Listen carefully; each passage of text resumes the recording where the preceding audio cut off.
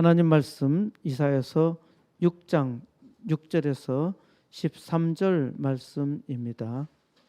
내가 또 주의 목소리를 들으니 주께서 이르시되 내가 누구를 보내며 누가 우리를 위하여 갈고 하시니 그때에 내가 이르되 내가 여기 있나이다 나를 보내소서 하였더니 아멘.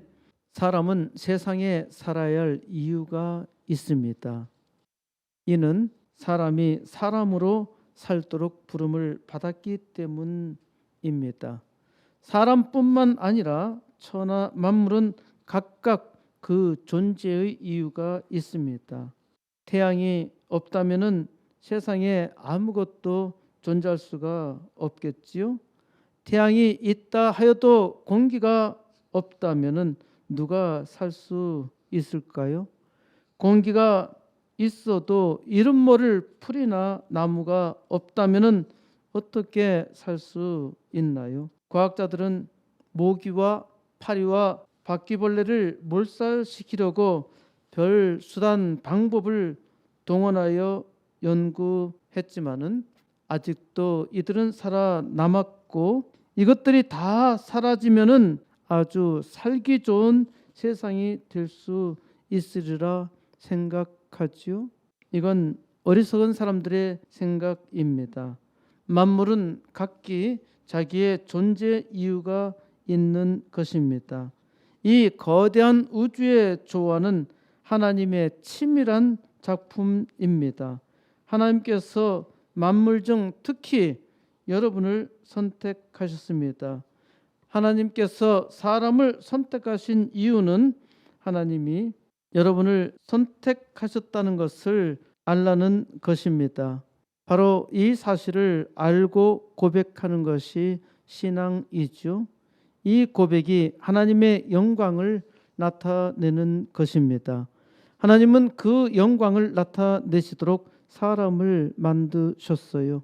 그리고 사람의 입을 열어서 하나님을 찬양하게 하셨습니다. 우리는 예배를 시작하면서 하나님께 영광의 찬송을 부르죠. 오늘도 빛나고 높은 보좌와 그 위에 앉으신 주 예수 얼굴 영광이 해같이 빛나네. 주 예수 얼굴 영광이 해같이 빛나네. 해같이 빛나네라고 찬송을 불렀지요. 우리는 입으로도 찬송을 부르지만은 우리에게 주어진 삶 속에서도 그 삶을 통해서 찬양을 합니다. 지난 화요일부터 금요일 저를 본 사람들은 깜짝 놀랐습니다. 손등과 몸에 붉은 반점과 진물이 나더니 얼굴이 퉁퉁 부어서 눈탱이가 아주 심하게 부어 올라서 눈이 보이지 않을 정도였습니다. 마치 괴물 같았습니다. 제 얼굴이 상상이 안 되거든 나중에 우리 현아가 찍어놓은 사진 보면은 알 수가 있습니다. 수요 예배 때 원래 준비한 말씀이 아니라 임시적으로 생각한 바를 녹화했지만은 그날도 눈을 제대로 뜰 수가 없어서 원고를 제대로 보기가 힘들었습니다. 그래서 수요 예배 녹화를 통해서 얼마나 심각한지 그 증거를 남겨두었던 것입니다. 금요일 기도회는 도저히 불가능해서 그 시간에 집으로 들어갔고 저녁을 먹고 기도했습니다.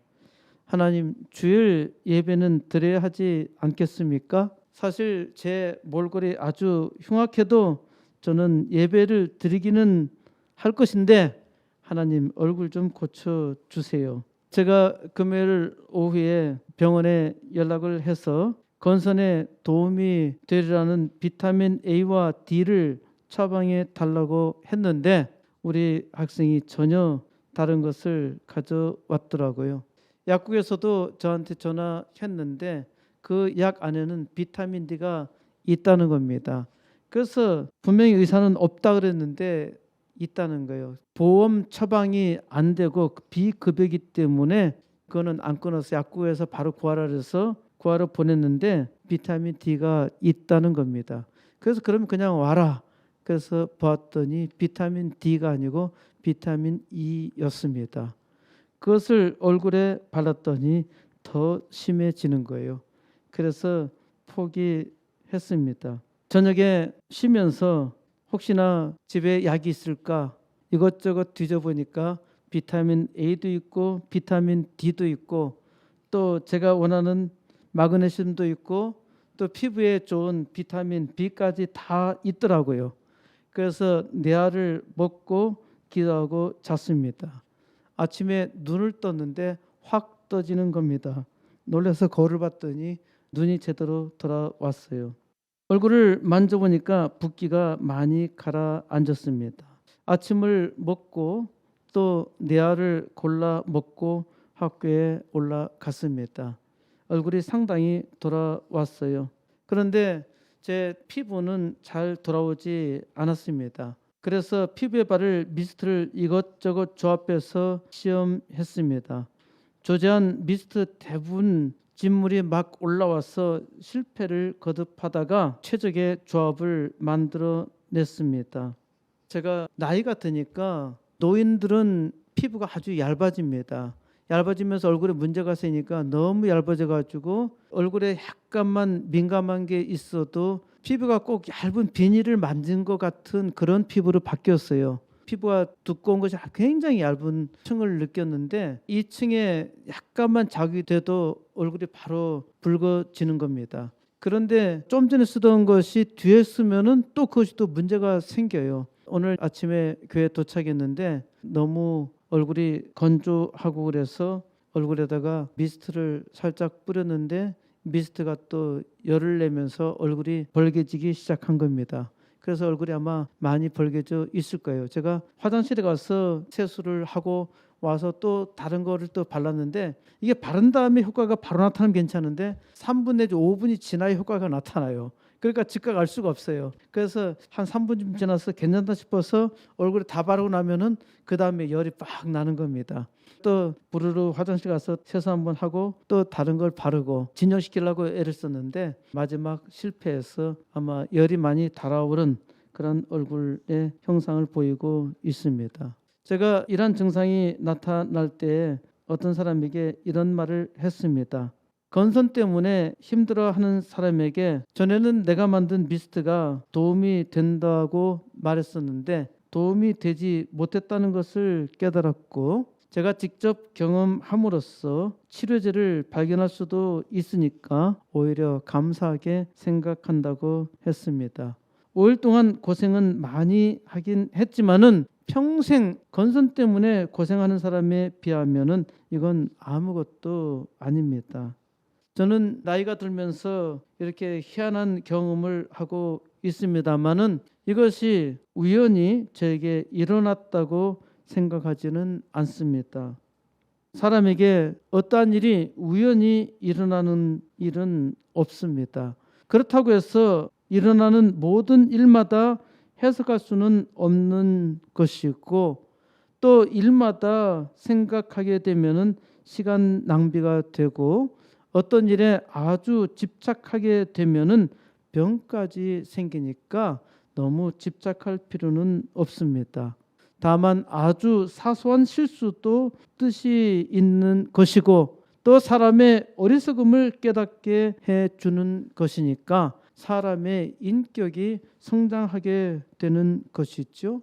서정주의 유명한 국화 옆에서의 첫 연은 저에게 가장 인상 깊게 남아 있습니다. 한 송이의 국화꽃을 피우기 위해 봄부터 소쩍새는 그렇게 울었나 보다. 잘 아시는 식귀이지요. 소쩍새가 한 송이의 국화꽃을 피우기 위해서 봄부터 소쩍소쩍하며 운 것은 아닙니다. 소쩍새가 소쩍소쩍하고 우는 소리가 나면은 솥이 적다, 솥이 적다. 이것이 소쩍소쩍. 그래서 솥을 더 큰 솥을 걸라는 것이니까 풍년이 온다는 신호라 해서 소쩍새라 불렀다고 합니다. 소쩍새가 소쩍소쩍하고 운다고 풍년이 되는 것은 아니지요. 소쩍새가 한 송이의 국화꽃을 피우기 위해 봄부터 소쩍소쩍하고 운다고 말하면은 과학을 아는 사람은 무식한 소리라 할 것입니다. 과학적으로는 무식하겠지만은 이렇게 말하는 사람은 문학적 소양이 부족한 사람입니다. 상상력이 없어요. 시인 서정주는 국화 옆에서 누님을 보았습니다. 국화꽃 속에 누님이 보이는 것입니다. 이런 상상력이 없는 사람은 없지요. 그런데 스마트폰 시대의 불행은 이런 상상력이 없다는 것입니다. 아이들의 상상력이 빼앗겨 버렸지요. 국화를 보는데 소쩍새가 보이고 천둥이 보이고 먹구름이 보이고 서리가 보이고 잠이 오지 않는 것입니다. 모든 존재가 서로 연결되어 있죠. 국화가 있기 때문에 장미꽃이 있는 것이고 밤나무와 상수리나무가 있는 것이고 소쩍새가 소쩍소쩍 노래할 수 있는 것입니다. 과학을 가리켜 한마디로 환원주의라고 하는데 이는 하나만 보는 것인데 문학은 전체를 봅니다. 저는 예전에 문학을 무시하는 과학자였는데 이제는 과학을 무시합니다. 소쩍새도 국화도 과학도 문학도 다 소중합니다. 나름대로 있어야 할 이유가 있는 것이죠. 코로나도 존재 이유가 있나요? 있다고 말하면은 비난하는 사람이 많을 겁니다. 코로나는 분명히 악당이 만든 것입니다. 잠언 16장 4절에 여호와께서 온갖 것을 그 쓰임에 적당하게 지으셨나니 악인도 악한 날에 적당하게 하셨느니라. 악인도 악한 날에 적당하게 하셨단 말씀입니다. 이로 생각할 때 코로나는 첫째로 사람이 재앙이라는 것을 증명했습니다. 둘째로 코로나는 사람이 무능하다는 사실을 증명했습니다. 셋째로 코로나는 사람이 무식하다는 것을 증명했습니다. 무엇보다도 세상이 코로나 재앙으로 고통스러워하는 것에 대해서 교회가 회개해야 한다는 사실입니다. 교회가 빛을 발하지 못하니까 소돔 같은 세상, 소돔보다 더 악한 세상이 된 것입니다. 코로나로 세상이 절망적인 이때에 바로 여러분이 코스모스 교회의 설교를 들어야 할 이유가 있습니다. 하나님의 바른 말씀 듣는 것이 여러분이 존재하는 이유 중 하나입니다. 말씀을 잘 들어야 변하고 또 빛으로 말씀에 의지하여 빛을 발할 수 있기 때문입니다. 왜 코스모스 교회여야 하는가요?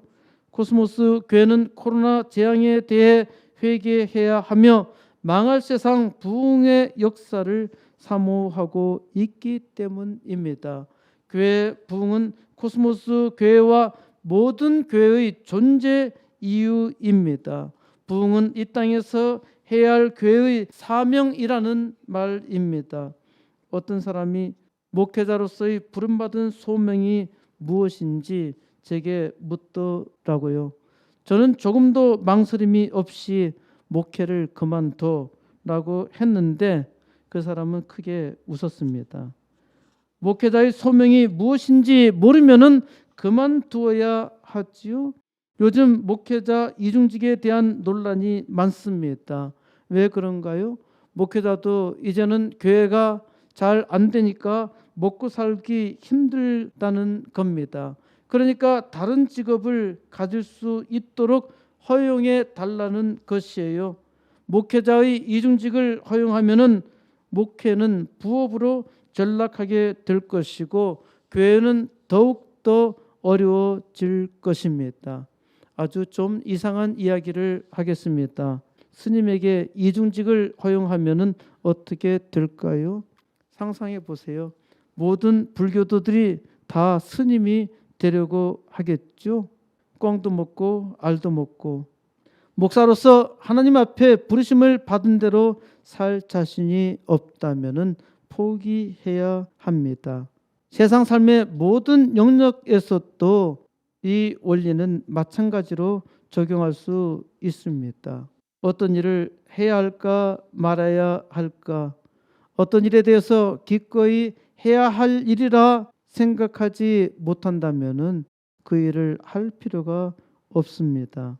목구멍이 포도청이라 먹고 살기 위해 일을 해야 한다면, 또는 돈이 필요해서 일을 해야 한다면 어쩔 수 없는 선택이 되겠지요. 이걸 운명이라고 말하는 사람이 많습니다. 운명이라 여기며 자기 일을 소극적으로 받아들이는데, 그렇게 하지 말고 자기가 해야 할 일을 소명이라며 적극적으로 받아들여 보세요. 어쩔 수 없이 해야 할 일이 아니라 이 일에도 뜻이 있다고 생각하면은 그 일이 달라집니다. 일 자체가 바뀐 것은 전혀 없지요. 생각이 바뀌면은 일하는 것이 달라지고 일이 즐겁습니다. 일하는 것이 즐거우면은 삶이 달라지죠. 아직도 어떤 일을 해야 하는지 말해야 하는지 갈등하고 있다면은, 또 갈등이 많다면은 갈등할 필요가 없습니다. 일을 그만두면 됩니다. 우리 대학에서 일하는 미화원을 보면은 아주 즐겁게 열심히 일하는 분이 있고요. 눈치를 살살 보면서 일하는 흉내만 내는 사람도 있더라고요. 어떤 사람이 복되게 사는 것인가요? 사람이 하는 모든 일에는 소명이 있다는 것을 알아야 합니다. 사람의 일에는 하나님의 부르심이 있어요. 특별히 하나님의 사람은 하나님께서 부르신 삶의 영역에서 소명이 있습니다. 하나님께서 부르신 소명을 깨닫지 못한 사람은 항상 갈등을 하며 또 갈등을 생산하기까지 합니다. 갈등을 생산하는 사람은 다른 사람을 고통스럽게 합니다. 하나님의 백성은 세상을 행복하게 해야 하는데 세상도 불행하게 하고 자기도 불행하게 사는 사람이 있어요. 하나님이 은혜 주셔도 받지 못하는 사람 있지요. 하나님은 이사야 선지자를 통해서 계시하십니다. 하나님께서 풍성하게 베푸시는 은혜를 통해서 깨달으면은 하나님께서 부르신 그 삶을 향해서 복되게 살 것이고 또한 세상을 복되게 할 것입니다. 하지만 하나님이 은혜를 주셔도 깨닫지 못하면은 멸망당하는 사람의 삶과 다를 바가 없습니다. 이사야 선지자도 하나님께서 자기에게 어떠한 소명을 주셨는지 깨닫지 못했습니다. 하나님은 그러한 이사야를 천상회의에 초대하십니다. 이사야 6장 1절, 우시야 왕이 죽던 해에 내가 본즉 주께서 높이 들린 보좌에 앉으셨는데 그의 옷자락은 성전에 가득하였고. 이사야 선지자는 우시야 왕이 죽던 해에 부르심을 받았습니다. 우시야 왕은 분열 유다 왕국의 10대 왕으로 주전 739년까지 재위했으니까 이사야 선자는 북방 이스라엘이 주전 722년 아시리아 제국의 멸망의 17년 전부터 유다 왕국, 남왕국 유다 왕국에서 사역을 시작했다는 말입니다. 이사야 선자는 주께서 높이 들린 보좌에 앉으신 광경을 목도했습니다. 이사야 선자가 천상회의에 소집되었다는 말입니다. 성경 말씀에 종종 하나님의 형상을 시각화하고 있는 장면이 있는데 이는 하나님의 실제 모습이 전혀 아닙니다. 하나님은 사람의 눈으로 볼 수도 없고 사람이 상상할 수도 없습니다. 여기서도 하나님이 높이 들린 보좌에 앉으셨다고 했는데 이는 하나님이 자기 자신을 사람에게 시각화하고 있으신 것입니다. 하나님의 옷자락이 성전에 가득하였다고만 기록하고 있지요. 하나님의 형상성을 시각적으로 느끼게 해준 것입니다. 이사야 선지자는 비전을 보았습니다. 비전이 무엇인가요? 비전은 현실도 아니고 꿈도 아닙니다. 비전은 하나님께서 특별히 보여주시는 이상입니다. 그래서 우리말 성경에서는 이상이라고 번역했지요. 이사야는 하나님이 보여주시는 신비한 광경을 보고 있는 것입니다. 2절 스랍들이 모시고 섰는데 각기 6날개가 있어 그 둘로는 자기의 얼굴을 가렸고 그 둘로는 자기의 발을 가렸고 그 둘로는 날며 3절 서로 불러 이르되 거룩하다 거룩하다 거룩하다 만군의 여호와여 그의 영광이 온 땅에 충만하도다 하더라. 4절 이같이 화답하는 자의 소리로 말미암아 문지방의 터가 요동하며 성전에 연기가 충만한지라. 아멘. 스랍이 하나님을 호위하고 있는데 스랍이 무엇인지 모르며 또한 알 필요도 없습니다. 스랍은 하나님을 모시고 서 있으므로 천사와 같은 존재라 생각해도 무방합니다. 여기 있는 스랍들은 날개가 6이 있었으며 두 날개로는 자기의 얼굴을 그리고 두 날개로는 자기의 발을 가렸습니다. 스랍의 얼굴조차도 볼 수가 없었죠. 이는 스랍조차도 거룩하신 하나님 앞에서 감히 자기 얼굴을 드러낼 수 없었습니다. 그리고 스랍의 날개 둘로는 날 수가 있었습니다. 스랍들은 서로 소리 높여 하나님을 찬양하였습니다. 스랍들의 찬양은 바로 이것입니다. 거룩하다 거룩하다 거룩하다 만군의 여호와여 그의 영광이 온 땅에 충만하도다. 이것이 하나님의 영광을 돌리는 것이죠. 하나님을 믿는 사람들마다 우리는 이렇게 찬송하고 있지요. 하나님을 믿는 우리는 항상 거룩하신 만군의 하나님을 찬양합니다. 하나님을 찬양하는 소리로 문지방의 터가 요동하며 성전이 연기로 가득 찼습니다. 이사야는 안개 구름이 가득 피어난 궁정에 계신 하나님을 비전 중에 보았던 것입니다. 그런데 아주 큰일 났어요. 무슨 일인가요? 5절 그때 내가 말하되 화로다 나여 망하게 되었도다. 나는 입술이 부정한 사람이요 나는 입술이 부정한 백성 중에 거주하면서 만군의 여호와이신 왕을 배웠음이로다 하였더라. 이사야는 자기에게 화가 임했다고 말합니다. 이제 나는 망하게 되었어. 나는 망하게 되었어. 왜? 이사야는 자기의 입술이 부정한 자라고 합니다. 또한 자기는 부정한 입술을 가진 백성 중에 사는 자라고 합니다. 자기가 살고 있는 세상도 부정하고 자기도 부정한 사람이라는 것이지요. 이사야는 하나님을 찬양하는 거룩한 입으로 살아야 하는데 부정한 세상에서 부정한 사람들과 살면서 자기의 입술도 부정하니까 이 부정한 사람이 만군의 하나님 거룩한 하나님을 만났으니까 이제 죽어 마땅한 일이로다. 골백번 죽어 마땅한 일이죠. 죄인은 감히 거룩하신 하나님을 뵐 수 없고 하나님을 뵈는 순간 반드시 죽습니다.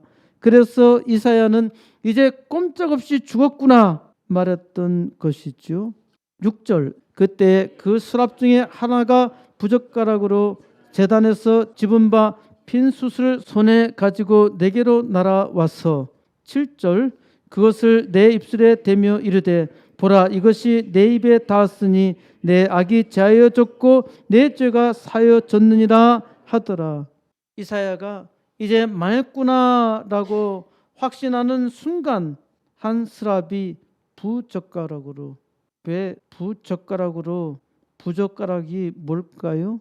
불젓가락 하든지 리을을 탈락시켜서 부젓가락이래. 위대한 한글을 아주 이상하게 만든 사람이 있어요. 한 스랍이 제단에서 집게로 취한 숯불을 손에 가지고 이사야에게 날아와서 그 입에 대며 말하는 것입니다. 보라, 이것이 내 입술에 되었으니 내 악이 제하여졌고 내 죄가 사여졌느니라. 우리말 번역 성경에는 입에 닿았다고 했는데 입에 닿은 정도가 아니라 입술에 댄 것입니다. 스랍이 제단 숯불을 이사야의 부정한 입술에 대니 악이 제하여졌고 그 죄가 사하여졌습니다. 이는 이사야가 자기의 노력으로 그 입술을 정하게 했던 것이 아니죠. 하나님께서 천사를 통해서 그 입술의 악을 제거하시고 그 죄를 사하신 것입니다. 이사야는 자기의 죄로 죽어야 마땅했지만은 하나님께서 은혜 주셔서 그 죄를 사해 주신 것입니다. 사람이 자기의 죄를 사하려고 하나님 앞에서 노력하나 사람의 죄를 사람이 해결할 수가 없어요. 우리도 우리의 흉악한 죄를 하나님께서 하나님의 아들 예수의 피로 무조건 사해 주신 것이죠. 8절, 내가 또 죄의 목소리를 들으니 주께서 이르시되 내가 누구를 보내며 누가 우리를 위하여 갈고 하시니 그때 내가 이르되 내가 여기 있나이다 나를 보내소서 하였더니. 이제 이사야는 하나님의 목소리를 듣습니다. 내가 누구를 보내며 누가 우리를 위하여 갈고. 하나님의 부르심에 이사야는 대답합니다. 내가 여기 있나이다 나를 보내소서. 이사야는 자기가 가겠다고 합니다. 이사야가 하나님의 은혜를 받으니까 가겠다고 말한 것이죠. 누가 감히 하나님의 부르심에 응답할 수 있겠습니까? 하나님께서 아무리 외쳐도 사람들은 가겠다고 하지 않습니다. 간혹 가겠다고 말하기도 하지만은 중도에 포기하는 사람들이 많습니다. 하나님의 은혜 없이는 하나님의 부르심에 감당할 수 없습니다. 하나님께서 교회에 아무리 부흥을 외쳐도 응답하지 않잖아요. 우리는 부흥을 위해서 우선 80개 개척교회와 2개 학교를 달라고 기도하고 있고 하나님께서 이를 허락하셨음을 믿고 기도하며 또 다른 사람들에게 말을 하는데 사람들이 반응하지 않지요. 하나님께서 하신 일에 하나님께서 은혜 주셔도 사람이 잘 감당하지 못한다는 말씀입니다. 하나님께서 듣는 자의 귀를 열어 말씀을 듣게 하시며 그 입술에 제단 숯불을 대어서 고백과 소명의 역사가 일어나기를 바랍니다. 9절, 여호와께서 이르시되 가서 이 백성에게 이르기를 너희가 듣기는 들어도 깨닫지 못할 것이요 보기는 보아도 알지 못하리라 하여. 10절, 이 백성의 마음을 둔하게 하며 그들의 귀가 막히고 그들의 눈이 감기게 하라. 염려하건대 그들이 눈으로 보고 귀로 듣고 마음으로 깨닫고 다시 돌아와 고침을 받을까 하노라 하시기로. 하나님께서 부르심에 응답하는 이사야를 선자로 보내십니다. 그런데 도무지 이해할 수 없는 말씀을 하십니다. 이사야에게 가서 전하라 말씀하셨는데 하나님은 그의 백성에게 이렇게 말하라 하십니다. 너희가 듣기는 들어도 깨닫지 못하고 보기는 보아도 알지 못하리라. 하나님의 말씀을 전하라 하시고는 어찌 듣기는 들어도 깨닫지 못할 것이라 하실 수 있나요? 어찌하여 보기는 보아도 알지 못하리라 하시나요? 어떻게 들었는데 깨닫지 못하는 일이 일어나며 어떻게 보았는데 알지 못한다는 말씀입니까? 그런데 잘 생각해 보세요. 우리가 항상 하나님의 말씀을 듣고 있지요. 우리는 하나님의 말씀을 잘 듣고 있는 것 같이 보이지만 전혀 아닙니다. 하나님의 말씀을 들으면은 듣는 자는 변합니다. 듣기는 들어도 깨닫지 못하고 있는 것이죠. 듣고 깨닫다면은 증거가 있습니다. 말씀을 들은 사람들마다 그 은혜로 새 사람이 되었어요. 말씀을 들어도 변하지도 않고 말씀을 들어도 부흥에 관심이 없다면은 깨달았다고 말할 수 없지요. 코스모스 교회를 통해서 부흥의 역사를 선포하는데 은혜를 받았다면은 함께 해야 하지요. 이 시대에 교회가 부흥을 사모하지 않고 있는데 이는 우리가 하나님의 은혜로 살지 못함을 회개해야 합니다. 이 백성의 마음을 둔하게 하며 그들의 귀가 막히고 그들의 눈이 감기게 하라. 아니, 어떻게 하나님이 이 백성의 마음을 둔하게 만들고 그들의 귀를 막히게 하고 그들의 눈을 감기게 하신다는 말씀입니까? 이는 반어적인 표현입니다. 하나님께서 이스라엘 백성의 귀를 막고 망하게 하시고자 하신 것은 전혀 아닙니다. 그런데 왜 하나님께서 이렇게 말씀하시나요? 하나님께서 적극 개입하셔서 말씀하셔도 사람들이 듣지 않는다는 것입니다.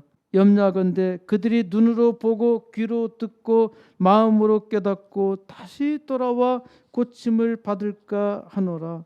하나님은 그들이 눈으로 보고 귀로 듣고 마음으로 깨닫고 다시 돌아와 고침을 받을까 염려하신다는 것입니다. 대체 이것이 무슨 말씀인가요? 예수님께서는 선지자 이사야의 예언을 그대로 인용하여 말씀하셨습니다. 마태복음 13장 14절에 이사야의 예언이 그들에게 이루어졌으니 일러스되 너희가 듣기는 들어도 깨닫지 못할 것이요 보기는 보아도 알지 못하리로다. 이 백성들의 마음이 완악하여져서 그 귀는 듣기에 둔하고 눈은 감았으니 이는 눈으로 보고 귀로 듣고 마음으로 깨달아 돌이켜 내게 고침을 받을까 두려워함이라 하였느니라. 이는 이사야의 예언이 이루어졌다는 것이죠. 이스라엘 백성에게 말씀하셨는데 이들은 말씀을 듣기는 들어도 깨닫지 못했습니다. 그런데 이들이 듣고 깨달아 돌이켜서 고침을 받을까 두려웠다는 것입니다. 하나님이 아무리 말해도 듣지 않는 백성에게 그래도 말하라고 하셨죠. 고치지 못할 것을 아시면서도 말씀하십니다. 혹이나 고치기나 한다면은 하나님의 말씀이 틀리게 되는 것이죠. 하나님 말씀이 틀리게 된다 하더라도 하나님은 탕자가 돌아오기를 원하셨던 것입니다. 그런데 탕자는 절대로 돌아오지 않을 거야. 그들이 돌아올 수도 있는데 이것이 염려야. 탕자가 돌아와도 걱정이라는 말입니다. 왜 그럴까요? 돌아와서 고침을 받았는데 하나님께서 고치셨는데 이 탕자가 돌아와서 또 탕자 짓을 해. 아주 골 때리는 일이죠. 그럴 바에는 매를 확실하게 맞는 것이 낫다는 것입니다. 이스라엘 백성은 끝까지 돌아오지 않았습니다. 예언이 성취되었다는 것입니다. 예수님은 16절에서 그러나 너희 눈은 봄으로 너희 귀는 들음으로 복이 있도다 말씀하십니다. 예수님께서 제자들에게 이 말씀에 연이어서 내가 진실로 너에게 이르노니 많은 선지자와 의인이 너희가 보는 것들을 보고자 하여도 보지 못하였고 너희가 듣는 것들을 듣고자 하여도 듣지 못하였느니라. 예수님은 지금 이 말씀을 듣는 여러분이 복되다 하십니다. 앞서간 많은 의인이, 많은 선자가 여러분이 보는 것들을 보고자 하여도 보지 못하였고 여러분이 듣는 것을 듣고자 마음으로 원했어도 듣지 못하였는데 여러분은 지금 듣고 있잖아요.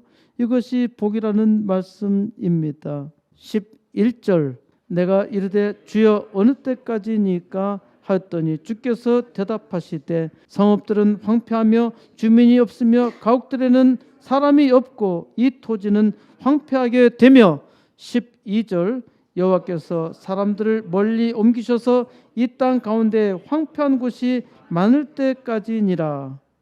이사야 선자는 대체 이란 일이 어느 때까지냐고 묻습니다. 하나님 대체 어느 때까지 이 일을 계속하시렵니까? 하나님은 성읍들은 황폐하며 거주민이 없으며 집에는 사람이 없고 땅이 황무하며 여호와께서 사람들을 멀리 옮기시고 그 땅 가운데 버려진 곳이 많을 때까지라 하십니다. 남방 유다 왕국이 주전 586년 망해서 바빌론 포로로 끌려가 고난을 마칠 때까지가 우선 해당됩니다. 예루살렘 성이 황무하게 될 때까지 하나님의 백성에게 말하여도 듣지 않을 것이라 하십니다. 이제 70년 고난 속에서 이스라엘은 돌아와서 우상을 버리고 하나님을 믿지만은 여전히 하나님 말씀을 말씀으로 잘 듣지 못합니다. 하나님의 백성에게 말하여도 듣지 못하여 망한다는 것은 비참한 비극이죠.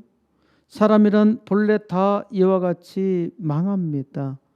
이런 망할 일에 놀라운 소망이 있습니다. 13절 그 중에 10분의 1이 아직 남아있을지라도 이것도 황폐하게 될 것이나 밤나무와 상수리 나무가 배임을 당하여도 그 그루터기는 남아있는 것 같이 거룩한 씨가 이 땅에 그루터기니라 하시더라. 그 중에 10분의 1이 아직 남아있을지라도 이것도 황폐하게 될 것이라 하십니다. 하지만 바로 이 절망의 순간에 소망이 있습니다. 밤나무와 상수리 나무가 배임을 당하여도 그 그루터기는 남아 있는 것 같이 거룩한 씨가 이 땅에 그루터기라 하십니다. 나무를 싹둑 잘라서 아무것도 없고 이제 다 끝장났다 싶은 그런 순간에 또 바로 거기에 그루터기가 남아 있다는 것입니다. 그 그루터기에 하나님의 거룩한 씨를 두셨다는 말씀입니다. 이 씨가 예수 그리스도로 예수 그리스도에게서 자라나는 것입니다. 그래서 예수님께서는 말씀을 듣는 제자들에게 복되다 하신 것이죠. 내가 여기 있나이다.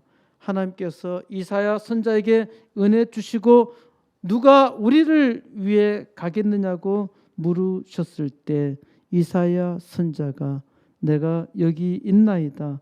나를 보내소서. 이것이 신앙 고백입니다. 하나님을 믿고 하나님의 은혜를 받은 사람은 그 은혜에 응답하죠. 하나님, 이 소돔과 고모라와 같은 세상에 나를 보내소서. 내가 여기 있나이다. 내가 여기 있다고 응답한 것은 말씀에 순종하겠다는 것이죠. 이사야 선자는 나를 보내소서라고 말합니다. 이것이 이사야가 선자로서 부르심에 대한 응답입니다. 하나님에 대한 신앙 고백은 하나님께서 주신 삶에서의 소명입니다. 세상이 악하여서 망하게 되었구나. 누가 우리를 위해서 갈고 이 시대를 향한 하나님의 절규에 누가 가겠다고 말할 수 있겠습니까? 하나님의 은혜를 깊이 받은 하나님의 백성들이 하나님 앞에 신앙으로 고백하며 나아가는 것이죠.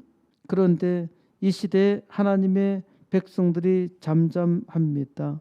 이 시대에 하나님의 백성들의 마음이 둔하여 듣기는 들어도 듣지 못하고 보기는 봐도 알지 못하는 것인가요? 하나님께서 은혜 주시니 말씀을 듣는 자마다 회개해야 합니다. 지금이 망할 때입니다.